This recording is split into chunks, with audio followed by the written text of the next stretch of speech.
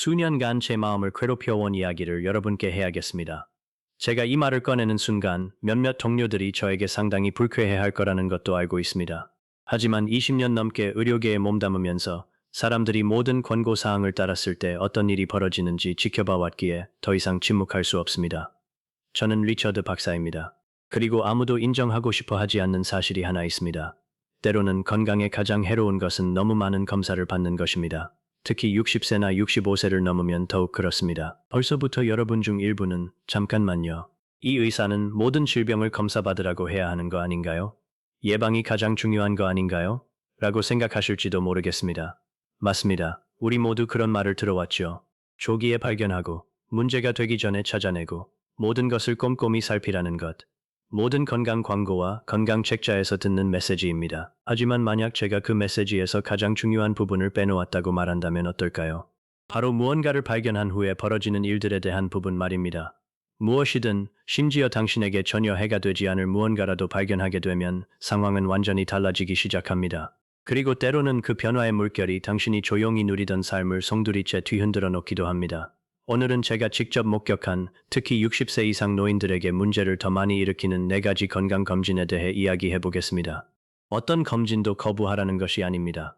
다만 검진을 받기 전에 정확히 어떤 검사를 받게 되는지 이해하라는 것입니다. 본격적으로 시작하기 전에 댓글로 나이와 함께 원치 않는 의료검사를 강요받은 경험이 있는지 알려주세요. 모든 댓글을 꼼꼼히 읽고 있으며 여러분의 답변은 다음 영상에서 다룰 내용에 큰 영향을 미칩니다. 이제 4개부터 1개까지 차례대로 알려드릴게요. 가장 중요한 내용은 마지막에 나옵니다. 면세 효과, 내 업무 방식을 바꾼 프레임워크. 본격적인 시험에 앞서 제가 진료 방식을 완전히 바꿔놓은 한 가지 개념을 먼저 이해하셔야 합니다. 바로 연쇄 효과입니다. 한번 이해하고 나면 결코 잊을 수 없을 겁니다. 어떻게 된 일인지 설명해 드릴게요. 검진을 받으러 갔는데 몸 상태는 아주 괜찮다고 느껴요. 그런데 검사 결과가 나왔는데 뭔가 이상한 게 발견됐어요. 점일 수도 있고 그림자일 수도 있고 수치가 약간 비정상일 수도 있죠. 그 이상한 게 완전히 무해할 수도 있어요. 20년 동안 그 자리에 있었을 수도 있고 앞으로 20년 동안 아무런 문제도 일으키지 않을 수도 있죠. 하지만 문제는 이겁니다. 의사가 병변을 발견하면 뭔가 조치를 취해야 합니다. 만약 아무 조치도 취하지 않으면 심각한 문제로 판명될 수도 있으니까요. 그래서 전문의에게 의뢰합니다. 전문의는 더 자세한 검사를 지시합니다. 그 검사 결과도 여전히 명확하지 않습니다. 이제 조직검사, 시술, 심지어 수술까지 고려하게 됩니다. 각 단계마다 감염, 출혈, 합병증, 치료기간 단축, 몇 주간의 불안감 등 위험이 따릅니다. 그리고 결정적인 건 그 모든 과정을 마치고 나면 대부분의 경우 그건 아무것도 아니었다는 사실을 알게 된다는 겁니다. 결코 당신에게 해를 끼치지 않았다는 거죠. 하지만 이제 당신은 몇 달 동안 걱정에 시달렸습니다. 시술도 받았고 어쩌면 합병증까지 생겼을지도 모릅니다. 처음보다 상태가 더 나빠졌습니다. 모두 멀쩡하다고 느꼈을 때 받은 검사 하나 때문에 말입니다. 그것이 바로 연쇄 반응입니다. 어쩌면 필요하지도 않았을지도 모르는 하나의 검사에서 시작되는 거죠. 4번, 전신 CT 및 MRI 검사. 이건 참 까다롭습니다. 너무나 똑똑하고 현대적이고 예방적인 것처럼 들리기 때문입니다. 전신 스캔, 즉 모든 것을 한 번에 검사해준다는 전신 MRI나 CT 스캔 말입니다. 아마 광고 보셨을 거예요. 들어오세요. 머리부터 발끝까지 스캔해드릴게요. 문제가 생기기 전에 미리 발견해드립니다. 정말 멋지죠? 저도 이해해요. 모든 걸 알고 통제할 수 있다는 생각은 굉장히 매력적이니까요. 하지만 실제 현실은 이렇습니다. 당신은 65세이고 건강하고 활동적이며 아무런 증상도 없습니다. 혹시 몰라 검사를 받아보기로 합니다. 기계에 30분 동안 누워있다가 며칠 후 결과를 받습니다. 보고서에 방사선 전문의가 무언가를 언급합니다. 폐에 3mm 크기의 작은 결절이 있다거나 신장에 낭종이 있다거나 간에 이상이 있다거나 하는 식으로 말입니다. 보고서에는 3-6개월 후 추적 영상 검사를 권장합니다. 라고 적혀 있습니다. 지금 기분이 어떠세요? 건강하다고 생각하고 병원에 갔는데 몸에 뭔가 문제가 있어서 주의 깊게 살펴봐야 한다는 말을 듣고 나왔잖아요. 숨을 쉴 때마다 폐결절이 걱정되고 옆구리에 조금이라도 통증이 느껴지면 신장 낭종이 떠오를 거예요. 석 달 후 다시 검사를 받으러 갑니다. 종양이 여전히 있을지도 모릅니다. 아주 조금 더 커졌을 수도 있습니다. 정확히 알 수는 없습니다. 방사선 전문의는 전문의 진료를 권합니다. 전문의는 조직 검사를 권합니다. 조직 검사는 결코 가볍게 볼 수 있는 검사가 아닙니다. 마취를 하고 폐나 신장, 간에 바늘을 꽂아야 합니다. 감염, 출혈 또는 폐허탈의 위험도 있습니다. 연구 결과는 다음과 같습니다.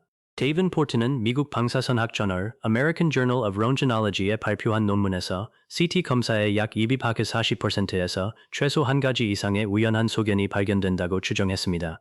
푸르타도와 동료들은 2005년에 발표한 전신 CT 스크리닝 연구에서도 비슷한 결과를 보였습니다. 방사선과 해당 연구에 따르면 무증상 성인의 약 86%에서 이러한 소견이 나타나며 대다수는 양성으로 분류됩니다. 대부분의 반점, 낭종, 음영 등은 결코 문제를 일으키지 않습니다. 60만 70년이라는 세월을 살아오면서 생기는 자연스러운 현상입니다. 마치 몸속에 생기는 주름과 같죠. 하지만 일단 발견하게 되면 무시할 수 없습니다. 그때부터 문제가 시작되는 것입니다. 그리고 여러분이 진정으로 걱정해야 할 것은 바로 이것입니다. 엄격한 비교 연구 문헌에 따르면 전신 CT 및 MRI 검사를 받는 사람들이 검사를 받지 않는 사람들보다 더 오래 산다는 증거는 없습니다. 더 많은 질병을 예방하는 것도 아닙니다. 오히려 불안감을 훨씬 더 많이 느끼고 반복적인 영상 검사를 더 많이 받으며 불필요한 침습적 시술을 더 많이 받는 것으로 나타났습니다. 검사는 그들을 더 건강하게 만드는 것이 아니라 오히려 더 아프게 만듭니다. 그렇다면 대신 무엇을 해야 할까요? 자신의 몸이 실제로 어떻게 움직이는지 주의 깊게 살펴보세요. 숨이 차지 않고 계단 2층을 오를 수 있나요? 손을 사용하지 않고 의자에서 일어설 수 있나요? 균형 감각은 어떤가요? 수면의 질은 어떤가요? 이러한 기능적 측정은 어떤 검사보다도 실제 건강 상태에 대해 훨씬 더 많은 것을 알려줍니다. 제대로 된 건강검진을 받고 싶다면 시간을 내어 당신과 진찰해줄 의사를 찾아야 합니다. 복용 중인 모든 약을 꼼꼼히 살펴봐주는 의사 말이죠. 제가 장담하는데 그중 적어도 하나는 득보다 실이 더 클 겁니다.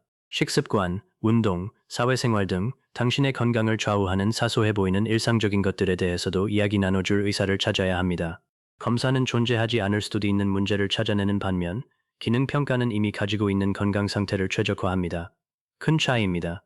만약 원인 불명의 체중 감소, 지속적인 통증, 만져지는 덩어리, 출혈이 없어야 할 부위에 혈흔과 같은 특정 증상이 있다면 그에 맞는 영상 검사가 필요합니다. 하지만 지금 말씀드리는 것은 그러한 검사가 아닙니다. 건강한 65세 노인을 대상으로 하는 증상이 없는 사람들을 위한 전신 스캔에 대한 이야기입니다. 3번 나이너시스막인 일상적인 건망증 진단을 위한 뇌 MRI 검사.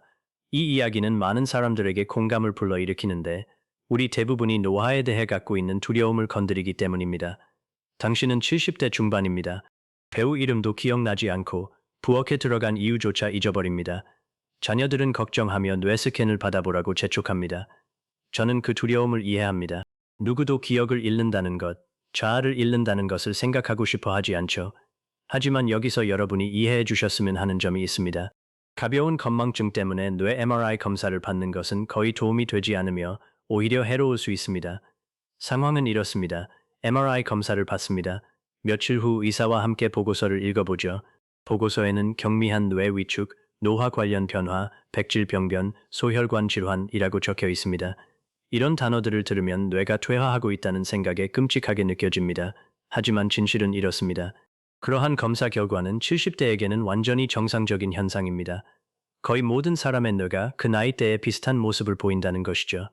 마치 피부 스캔을 하고 주름과 검버섯이 보이는 것에 놀라는 것과 같습니다. 당연히 그렇죠. 75세의 피부는 원래 그런 모습이니까요. 문제는 그런 의학 용어들이 정상적으로 들리지 않는다는 겁니다. 마치 질병처럼 들리죠.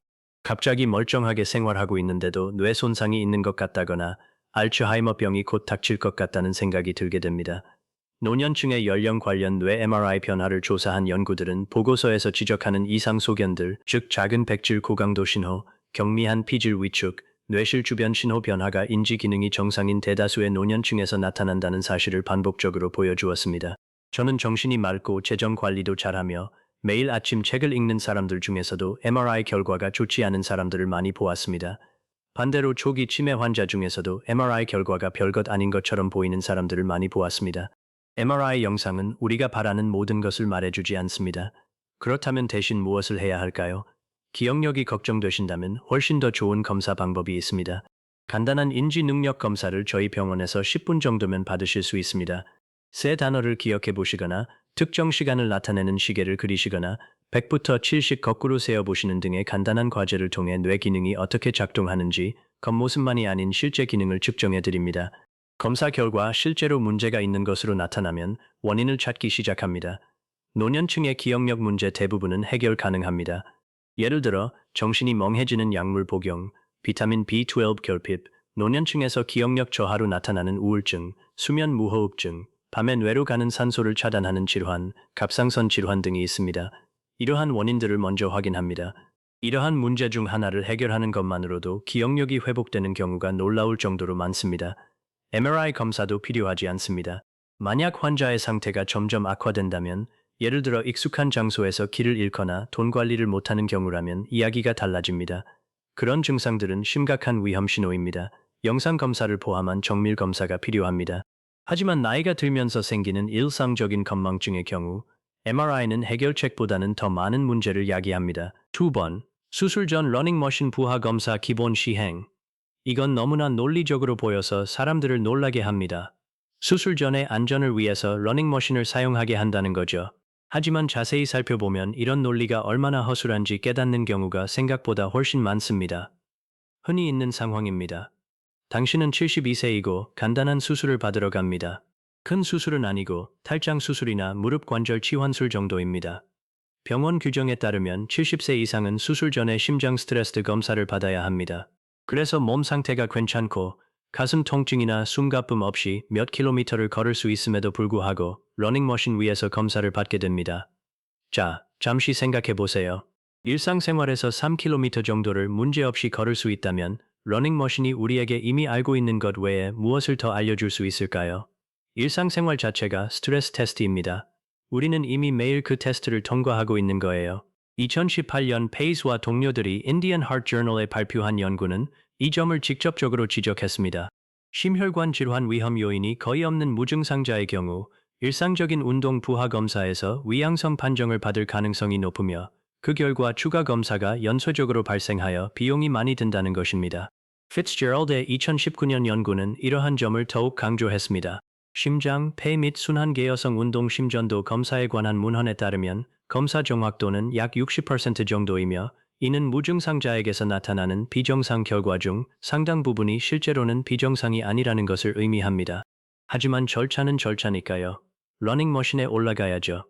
노인의 경우 스트레스 검사에서 위양성률이 높습니다. 심박수가 예전처럼 반응하지 않아서일 수도 있고 복용 중인 약물 때문일 수도 있고 위험한 막힘과는 전혀 상관없는 수많은 이유가 있을 수 있습니다. 검사 결과가 비정상으로 나오면 의료 절차가 시작됩니다.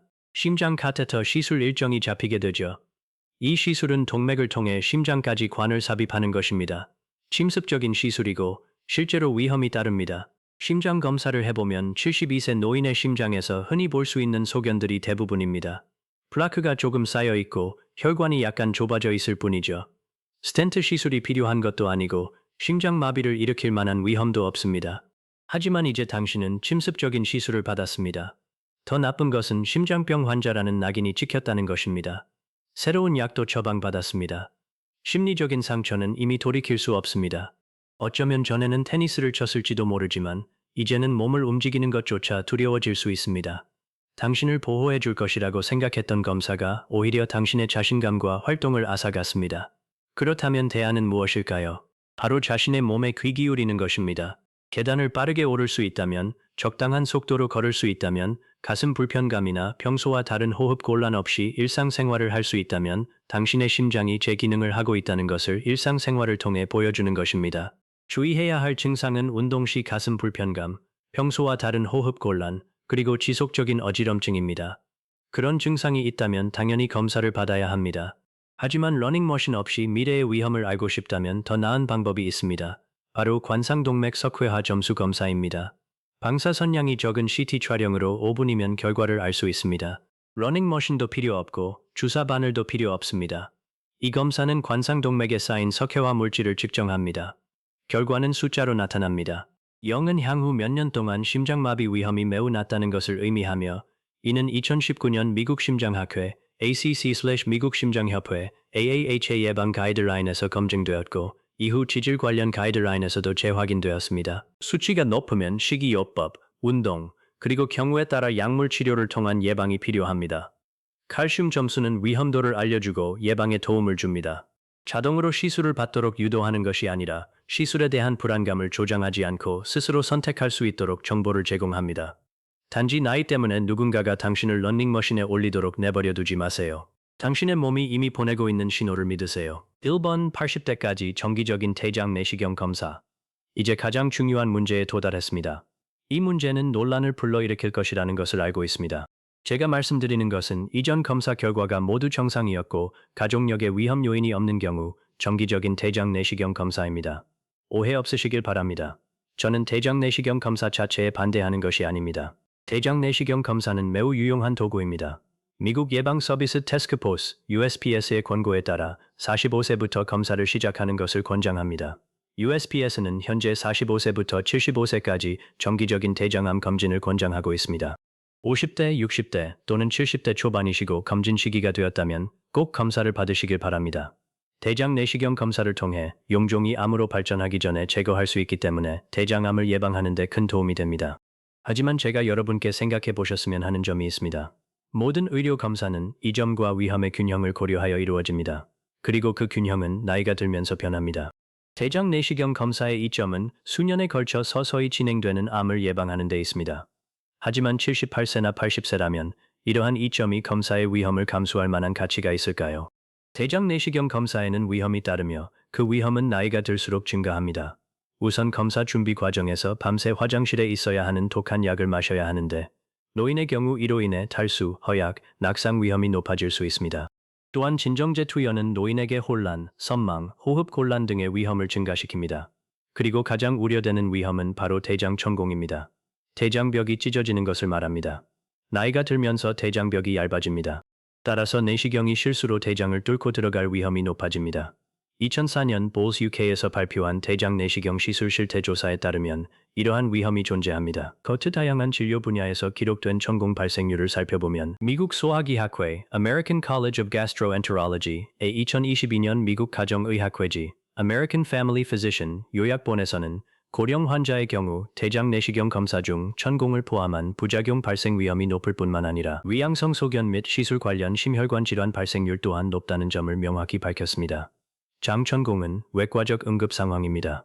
응급 수술이 필요한 경우가 많고 경우에 따라 인공항문 주머니를 착용해야 할 수도 있습니다. 80세 노인에게 이러한 수술은 독립적인 생활을 끝내는 결과를 초래할 수 있습니다. 이제 그 점을 이 점과 비교해 보세요.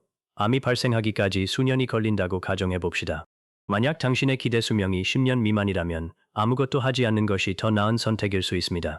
그래서 미국 예방의학특별위원회 USPSTF는 정기검진 연령을 75세로 권고하고 76세에서 85세 사이는 개별적인 판단이 필요하다고 제시했습니다. 2021년 JMA에 발표된 업데이트에서는 76세에서 85세 성인의 정기검진은 환자의 전반적인 건강 상태와 이전 검진 이력을 고려하여 개별적으로 결정해야 한다고 명확히 밝혔습니다. 미국 대장암학회 다자간 태스크포스트 MSTF의 지침도 같은 방향입니다. 하지만 모든 사람에게 똑같이 적용되는 것은 아닙니다. 가족력이 강한 대장암 환자, 이전에 용종 제거 수술을 받은 환자, 염증성 장질환이 있는 환자는 상황이 완전히 달라집니다. 소화기 내과 전문의와 상의하여 최종 결정을 내리셔야 합니다. 하지만 특별한 위험 요인이 없는 일반인의 경우 80대까지 5년 또는 10년마다 대장 내시경 검사를 계속 받는 것은 득보다 실이 더 클 가능성이 높습니다. 그렇다면 대신 어떻게 해야 할까요? 대장을 그냥 무시해야 할까요? 절대 아닙니다. 침습적인 검진에서 스마트한 감시로 전환해야 합니다. 우선 증상에 주의를 기울이세요. 이것이 매우 중요합니다. 지속적인 원인 불명의 배변 습관 변화, 혈변, 이유 없는 복통이나 체중 감소, 갑자기 나타나는 빈혈 등은 모두 위험 신호입니다. 이런 증상이 나타나면 나이는 중요하지 않습니다. 정확한 원인을 파악하기 위해 대장 내시경 검사가 필요합니다. 둘째, 식단의 힘을 활용하세요. 나이에 상관없이 장 건강에 가장 좋은 것은 섬유질을 충분히 섭취하는 것입니다. 과일, 채소, 콩류, 통곡물을 드세요. 섬유질은 장내 유익균의 먹이가 되고 유익균은 염증을 막아주는 화합물을 생성합니다. 렌틸콩, 브로콜리, 오트밀, 사과를 더 많이 드세요. 이러한 예방책은 시술의 위험 부담 없이 온몸 건강에 도움이 됩니다. 핵심은 간단합니다. 70대 초반까지는 대장 내시경 검사를 받는 것이 좋습니다. 그 이후에는 대부분의 사람들에게 증상 인지와 섬유질이 풍부한 식단에 집중하는 것이 중요합니다. 4개 전체에 걸친 패턴. 패턴이 보이시나요? 매번 똑같습니다. 검사에서 뭔가 발견되면 또 다른 검사가 이어지고 그 검사 때문에 시술이 필요해지고 결국 합병증이 발생합니다. 그리고 그 과정에서 가장 중요한 질문을 잊어버리게 되죠. 이 사람은 정말 더 나아진 걸까요? 제가 22년간 의학계에 몸담으며 배운 것은 이렇습니다. 건강이란 완벽한 검사 결과를 받는 것이 아닙니다. 건강이란 신체 기능을 유지하는 것입니다. 하고 싶은 일을 할 수 있는 것, 손주들과 즐거운 시간을 보내는 것, 산책을 하는 것, 책을 읽는 것, 두려움 없이 불필요한 의료적 개입 없이 삶을 살아가는 것 말입니다. 65세, 70세, 80세의 목표는 단순히 더 오래 사는 것이 아닙니다. 더 나은 삶, 즉 독립적이고 존엄하며 행복한 삶을 사는 것입니다. 그리고 때로는 그러한 삶을 지키는 가장 좋은 방법은 불필요한 고민에 빠지게 할 수 있는 검사에 응하기 전에 신중하게 질문을 던지는 것입니다. 환자와 의사 결정을 함께 내리는 방법. 제가 말씀드린 내용은 검진을 거부하라는 뜻이 아닙니다. 오히려 더 적극적으로 참여하라는 뜻으로 받아들여 주세요. 의사가 검사를 권할 때 다음 4가지 질문을 꼭 해보세요. 첫째, 왜 이 검사가 저에게만 권장되는 건가요? 증상 때문인가요? 위험 요인 때문인가요? 연령별 지침 때문인가요? 아니면 습관 때문인가요? 연령별 지침은 권고사항일 뿐 의무사항은 아닙니다. 증상도 사람마다 다릅니다. 두 번째, 만약 무언가 발견된다면 어떻게 될까요? 무엇이 있을 수 있는가가 아니라 양성 판정 후 실제 임상 경로는 무엇일까요? 추가 검사는 무엇이며 어떤 절차를 밟아야 할까요? 세 번째, 제 나이와 건강 상태를 고려했을 때 검사 자체의 구체적인 위험은 무엇인가요? 위험은 나이에 따라 달라집니다. 매우 안전합니다. 라는 막연한 답변보다는 솔직한 답변이 더 중요합니다. 4. 연쇄 반응 위험이 더 적으면서도 동등하게 좋은 대안이 있을까요? 영상 검사 대신 기능 검사, 정기 검진 대신 증상 기반 선별 검사, 전신 영상 검사 대신 특정 부위 영상 검사 등이 있습니다. 만약 의사가 그 4가지 질문에 명확하게 답하지 않는다면 그것 자체도 유용한 정보입니다. 짧지만 솔직한 마지막 한마디. 저는 담당 의사가 아닙니다. 귀하의 구체적인 위험은 병력, 가족력, 복용 중인 약물, 그리고 제가 알지 못하는 질환 등 여러 요인에 따라 달라집니다. 이는 참고 자료일 뿐 구체적인 치료 방침은 아닙니다. 만약 제가 설명한 증상들, 즉 흉통, 혈변, 지속적인 배변 습관 변화, 점진적인 기억력 감퇴, 의도치 않은 체중 감소 등이 현재 귀하에게 해당된다면 반드시 전문의의 진료를 받으십시오. 특정 증상에 대한 정밀 검사는 건강한 사람을 대상으로 하는 일반적인 검진과는 다르며 실제로 문제가 있을 때 더욱 중요합니다. 패스웨이, 이 글을 통해 의료 검사에 대한 생각이 바뀌었다면 도움이 될 만한 다른 사람과 공유해 주세요. 건강과 의학에 대한 솔직한 이야기를 더 보고 싶으시다면 구독해 주세요. 저는 이런 대화가 중요하다고 생각하기 때문에 계속해서 이어가려고 합니다. 댓글에 나이와 경험을 남겨주세요. 혹시 원치 않는 의료 검사를 강요받은 적이 있으신가요? 저는 모든 댓글을 읽고 여러분의 경험에서 배우고 여러분도 제 경험에서 배우시길 바랍니다. 몸 조심하세요. 기억하세요. 동의서에 서명하기 전에 질문 하나 더 하는 것이 때로는 가장 현명한 행동일 수 있습니다. 다음 시간에 뵙겠습니다.